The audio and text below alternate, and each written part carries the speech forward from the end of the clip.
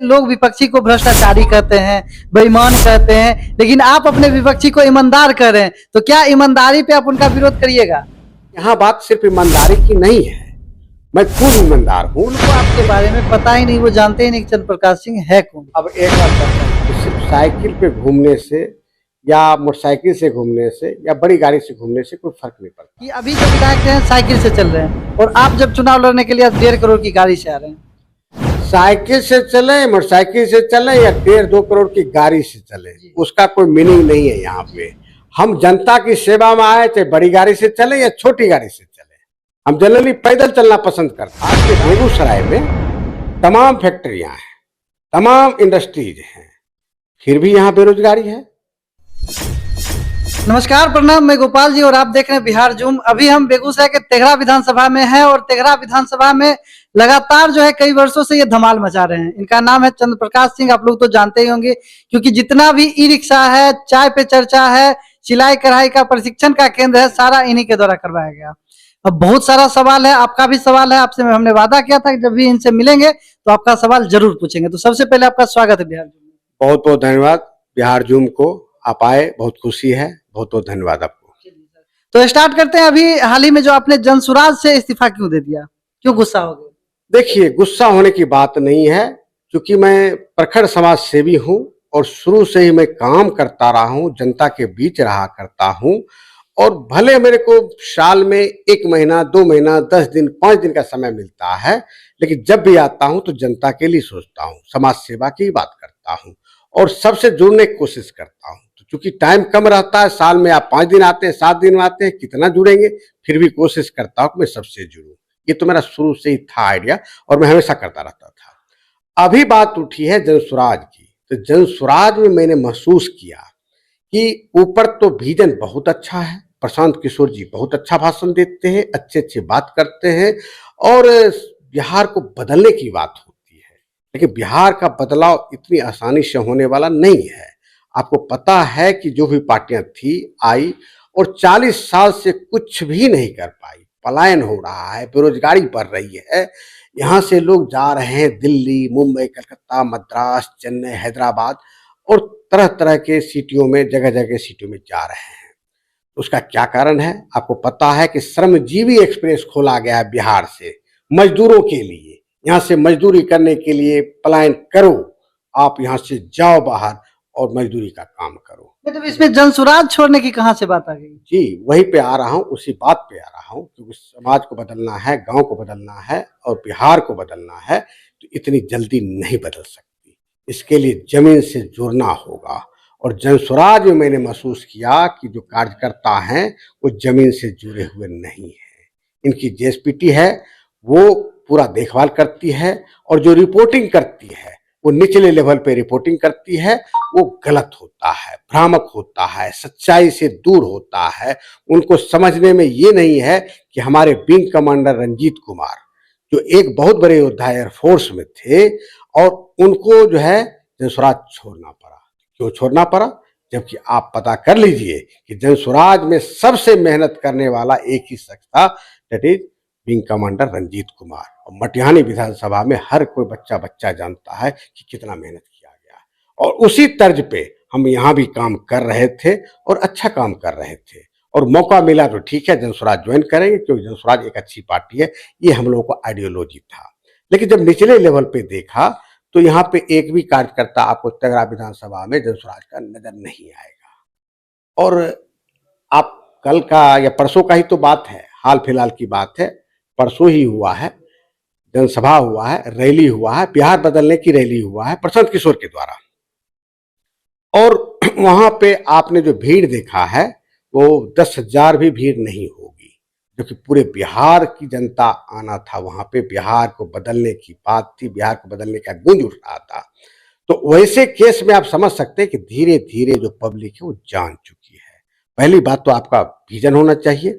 Vision क्या है वो स्पष्ट कीजिए। सिर्फ आप बोल देने से या कह देने से कि भाई जॉब मिलना चाहिए या पलायन रुकना चाहिए, पलायन रोको, जॉब दो, पलायन, इससे क्या पलायन रुक जाएगा?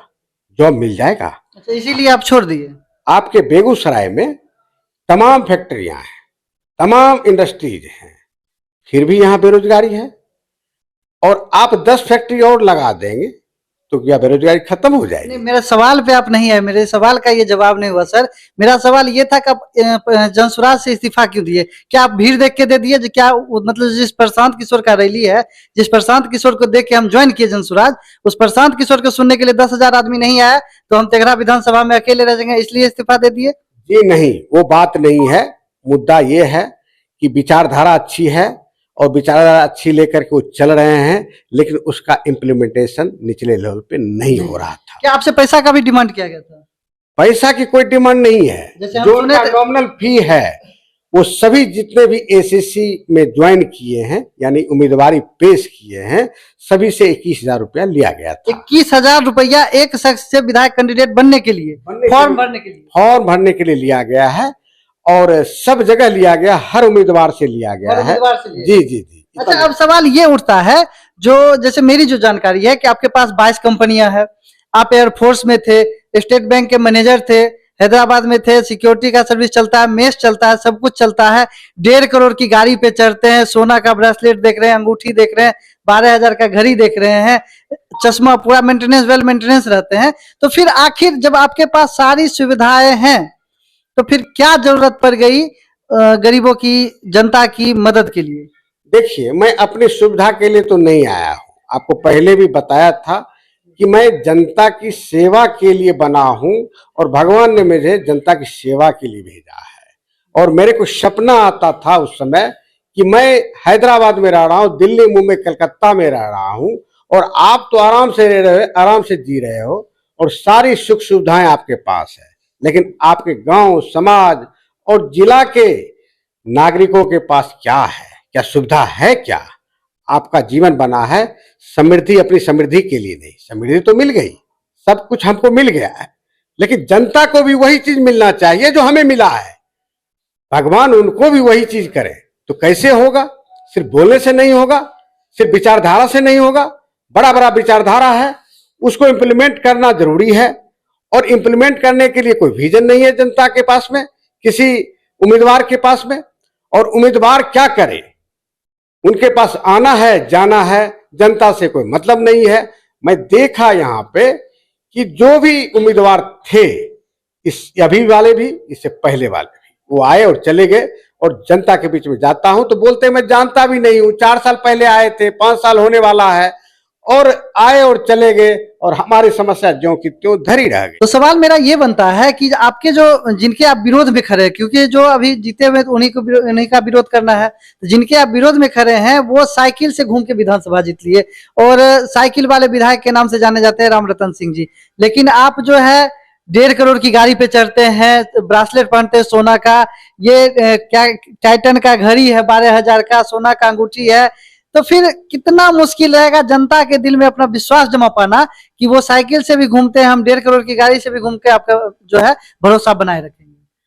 देखिए, जहां तक साइकिल से घूमने की बात है तो साइकिल से घूमते जरूर हैं और उनके बारे में सुन रखा हूं कि बहुत ऑनेस्ट आदमी है, ईमानदार है जी। और मेरे को भी समझ में आ रहा था कि बुजुर्ग भी हैं वो, प्रतिष्ठित भी हैं वो और जनता के लिए कुछ करेंगे। तो सिर्फ साइकिल पे घूमने से या मोटरसाइकिल से घूमने से या बड़ी गाड़ी से घूमने से कोई फर्क नहीं पड़ता। व्यक्तित्व में कुछ कर गुजरने की तमन्ना होना चाहिए, कुछ विजन होना चाहिए, कुछ करने वाला होना चाहिए। साइकिल वाले महोदय ने क्या किया है वो जनता जानती है। जनता जो है उदास हो चुकी है उनसे। मैं जब जनता के बीच में गया तो उन्होंने भी बोला कि साइकिल वाले महोदय आए और विश्वास मैंने उनसे कर लिया और वो कुछ करेंगे बोल के था, लेकिन पूरा विधानसभा त्राहिमाम कर रही है। जनता की जो समस्या है जो कि तो धरी रह गई है। जनता जो है, जनता कोई देखने वाला नहीं है। लेकिन आप एक चीज और भी बोल रहे हैं कि वो ईमानदार हैं, तो ईमानदार हैं तो क्या वो गलत है? ईमानदार हैं। हमको ईमानदारी किस काम की? जब आप कार्य करके नहीं दे रहे हैं। हमें राशन कार्ड जैसे है, 2 आदमी को राशन कार्ड बना हुआ है घर में और 2-3 आदमी को नहीं बना हुआ है। और जब सरकारी व्यवस्था है तो उसको कौन दुरुस्त करेगा? रोजगार सृजन की बात है, हमारे बच्चे जो है, युवा वर्ग जो है पलायन कर रहे हैं इसको छोड़ करके, उस दिशा में हमारा कोई विजन नहीं है, तो ईमानदारी किस काम। लेकिन एक सवाल ये भी उठता है कि जैसे लोग विपक्षी को भ्रष्टाचारी कहते हैं, बेईमान कहते हैं, लेकिन आप अपने विपक्षी को ईमानदार कह रहे हैं, तो क्या ईमानदारी पे आप उनका विरोध करिएगा? नहीं, मैं एलिगेशन, या आप जब सत्ता में आइएगा तो आप ईमानदार नहीं रहिएगा? देखिए मैं एलिगेशन तो नहीं लगा सकता किसी पे, क्योंकि व्यक्तित्व की बात है और साफ सुथरा व्यक्तित्व तो है ही है, इसमें कोई शक नहीं है। तो मैं गलत बात पे क्यों उनको इंगित करूं कि वो गलत हैं या ईमानदार नहीं, ऐसा नहीं बोल सकता मैं। लेकिन यहाँ बात सिर्फ ईमानदारी की नहीं है, मैं खुद ईमानदार हूं, लेकिन जनता की सेवा नहीं कर सकता हूं। जिसके लिए जनता हमको चुनी है उसके लिए मैं कुछ नहीं कर पा रहा हूं, तो वो बेकार है ना, उसकी कोई बात नहीं है, उसका कोई वैल्यू नहीं है, उसका कोई इंपॉर्टेंस नहीं है, चाहे ईमानदारी कितनी भी हो। हम काम ही नहीं कर रहे हैं, कोई जनता की सेवा कर ही नहीं रहे हैं। जो विजन होना चाहिए आगे बढ़ाने का अपने विधानसभा को, उसके लिए आप तत्पर हैं ही नहीं, तो ईमानदारी अपनी जगह पे है। लेकिन जब हम यहाँ के क्षेत्रीय विधायक जो रामरतन सिंह जी हैं उनसे जब हम मिले थे, आपके बारे में हमने पूछा था, तो उन्होंने कहा था कि जब उनसे मिलिएगा तो 3 बात जरूर आप पूछिएगा। तो अगर आपकी इजाजत हो तो हम 3 बात आपसे पूछे। बिल्कुल पूछिए। पहला बात उन्होंने कहा था कि वो दिन हो या रात काला चश्मा क्यों लगाते हैं? अरे वाह, बहुत अच्छा क्वेश्चन है। दिन हो गया, हमारा शौक है, एयरफोर्स ने हमको दिया है और एयरफोर्स दिया है तो मैं सिरोधार्य करता हूँ। देखिए आप कहिए टोपी क्यों पहनते, एयरफोर्स की टोपी है। आप कहिएगा ये आप शर्ट क्यों, टी शर्ट क्यों? टोपी तो देश की सेवा जान लीजिए, पूरा जान लीजिए ना, मैं तीनों बात का जवाब दे रहा हूँ, कुछ अपने ढंग से भी जो जवाब है वो भी देना चाह रहा हूँ। अभी मैं यूनिफॉर्म पहना हूँ जो आप देख रहे हैं, उसमें एयरफोर्स का एम्बलम लगा है। ये सूचक है देश सेवा करने का प्रमाण, कि मैं देश सेवा करके आपके पास बैठा हूं, और जो देश की सेवा कर सकता है वो समाज की सेवा भी कर सकता है। इसलिए मैं हमेशा एयरफोर्स स्टाइल में रहना पसंद करता हूं, और एयरफोर्स स्टाइल में जिस तरह से 24/7 काम करता था वहां पे, उसी तरह से जनता के लिए मैं 24 घंटे काम करने का मादा लेके आया हूं।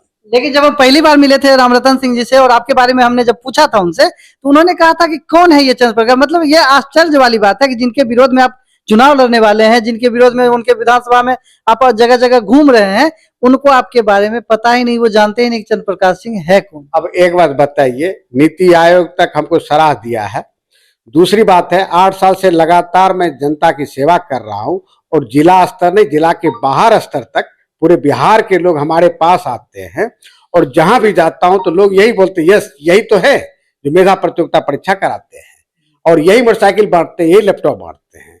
और 8 साल से लगातार कर रहा हूं, और कम से कम 8 महीने तो हो गए, अगस्त से लेके अभी तक, और मैं दिन रात एक किए हूं जनता के बीच में। और जनता हमको जान चुकी है, पहचान चुकी है, वो तो उम्मीदवार है, फिर वो क्यों नहीं जान रहे हैं? उनका अपोनेंट यहाँ खड़ा है, उनका विरोधी यहाँ खड़ा है, और उसको हराने का मादा लेके आपके पास आया है, और हरा के दम लेंगे, ये भी आपको बोल देता तो हरा दीजिएगा इस पर। 100% हारेंगे। लेकिन बहुत सारे लोग जो कह रहे हैं कि अगर वो जनता की सेवा के लिए आए तो उन्होंने फिर दूसरी विवाह क्यों की? क्योंकि जब रामबालक सिंह जी ने दूसरा विवाह किया था तो उनपे भी कंट्रोवर्सी चला था। फिर आप पे यही सवाल उठ रहा है कि अगर जनता का सेवा करना तो फिर वो दूसरा शादी क्यों? देखिए, जनता की सेवा अपने जगह पे है, और जो अपना जो लाइफ है, पर्सनल लाइफ बोलते हैं, वो अपनी जगह पे है, और पर्सनल लाइफ से कोई छेड़छाड़ नहीं होनी चाहिए। हम जनता के बीच में आए हैं, और हम शादी भी कर लिए तो भी जनता के बीच में है। हमने कभी फैमिली के साथ जो है सो आपने बाहर भटकते हुए नहीं देखा होगा, जनता के बीच में नहीं देखा होगा। हार्डली कभी ऐसा है मौका जो कभी आए और चलो घूम लिया, लेकिन वो फैमिली का कोई इफेक्ट यहाँ नहीं है समाज सेवा में। अच्छा, एक चीज हम जानने का प्रयास करेंगे। जैसे सुनने में आया कि आप गया में एक गांव को गोद लिए। जी जी, गया के पास एक गांव है सलेमपुर गांव, डोभी प्रखंड में, वहां को गोद लिया गया है, और 2017 में लिया गया है मेरे द्वारा, 2017 में, और आज 25 हो गया, 8 साल हो गया, और वो बहुत अच्छे ढंग से फलीभूत हो रहा है। ठीक है, तो फिर तेघरा विधानसभा से अब चुनाव लड़ रहे हैं, तो तेघरा में गांव को गोद क्यों नहीं लिए? तेघरा में गांव का गोद तो मैं पूरे गांव को ही गोद ले रहा हूँ, पूरे तेघरा विधानसभा को ही गोद ले रहा हूँ, पूरा तेघरा विधानसभा को चमकाने की बात कर रहा हूँ। आपको पता है कि 11 जगह पे मैं जो है सिलाई कटाई प्रशिक्षण केंद्र खोल चुका हूँ, और 11 पंचायत है ये, और मैं 4200 पंचायत में पहले तो मैं रोजगार दूंगा, फिर पलायन रोकूंगा। मेरे पास विजन है, और मैं उस विजन के साथ काम कर रहा हूँ। और कहाँ कहाँ आप जैसे पूछ रहे हैं, तो पहले तो आनंद भवन यहीं पे पहला। दूसरा बारो है। तीसरा पिपरा है। पिपरा में एक और जगह है जो नेशनल हाईवे है, असम रोड बोलते हैं, उसके उस साइड में, उत्तर साइड में, और एक दक्षिण साइड में। उसके बाद मरसैती और मुसहरी जानते होंगे, वहां पे है। अंबा जानते होंगे, अंबा में भी है। और चकवल एक जगह है, चकवल में भी है। बरौनी पंचायत 1 में, यहां से करीब 1.5 किलोमीटर पे है, वहां पे भी है। और गौशाला रोड, छरकी, तेघरा, वहां पे भी है। तो टोटल इस तरह से कुल मिला के 11 जगह पे मैं खोल चुका हूं, और that is free of cost. अगर कोई आदमी का विजन है, जो कुछ करना चाहता है समाज के लिए और करके दिखा रहा है, और सारे फंडिंग हमारे अपने हैं, कहीं से हम कोई मदद नहीं ले रहे हैं। चुनाव तो अभी दूर है। तो फिर सवाल उठता है, क्या जब आप गया में एक गांव को गोद ले रहे हैं तो वहां पे किसी राजनीतिक पार्टी से नहीं है, यहाँ पे कर रहे हैं किसी राजनीतिक पार्टी से नहीं है, तो क्या समाज सेवा के लिए राजनीतिक पार्टी में आना जरूरी रहता है? देखिए, समाज सेवा तो हम कर ही रहे हैं, और मैक्सिमम कोशिश है कि तेघरा विधानसभा को अव्वल बनाना, नंबर 1 बनाना, पूरे भारत में नंबर 1 बनाना, ऐसा नगरी बनाना कि हर गांव मॉडल गांव हो, हर गांव आदर्श गांव हो, हर जगह जो सुविधाएं होनी चाहिए एक आदर्श गांव की। जो 20 पॉइंट्स हैं, वो सारे 20 के 20 पॉइंट्स इस गांव में हों। लेकिन बिहार में बहुत सारे नेता आए बिहार को बदलने के लिए, और वो खुद ही बदल के चले गए। जैसे उदाहरण में यही बिहट के कन्हैया कुमार को ले लीजिए आप, सीपीआई से आए थे, उनका विकास नहीं हो पाया, तो कांग्रेस में भी दिखाई दे रहे हैं। तो क्या आप भी वही करिएगा? देखिए, पहली बात तो वो बदल दिए हैं पार्टी, ठीक है। हम तो कोई पार्टी ज्वाइन नहीं की अभी तक, ठीक है।